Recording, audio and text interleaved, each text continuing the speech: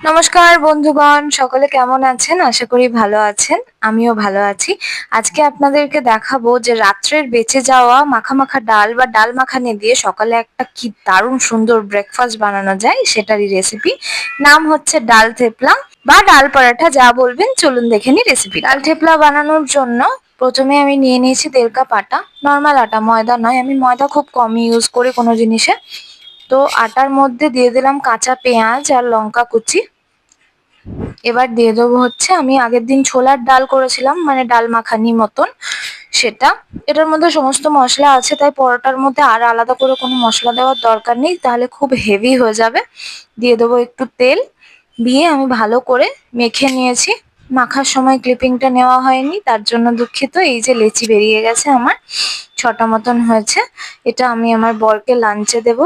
লাঞ্চে মানে ও ভাত খেয়ে যায় আর নিয়ে যাবে টিফিন হিসেবে এটা, আর আমার ব্রেকফাস্টের জন্য। এবার আমি এটাকে বেলে নেব নর্মাল। আমি আটা দিয়ে দিয়েই বেলবো। তেল দিয়ে দিয়ে বেললে খুব তেল তেলে ব্যাপারটা হয়ে যাবে, এত তেল তেলে ব্রেকফাস্ট আমার পছন্দ না।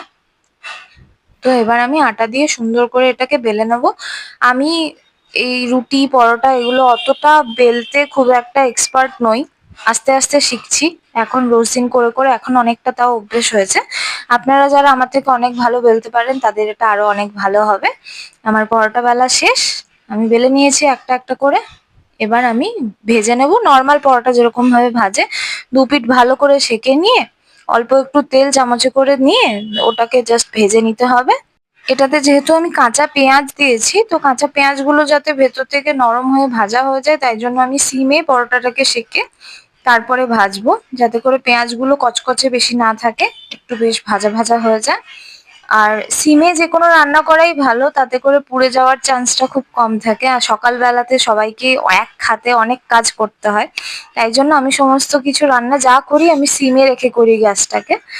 নিন, আমার পরোটা মোটামুটি ভাজা শেষ, লাল লাল করে ভেজে নিলেই হবে।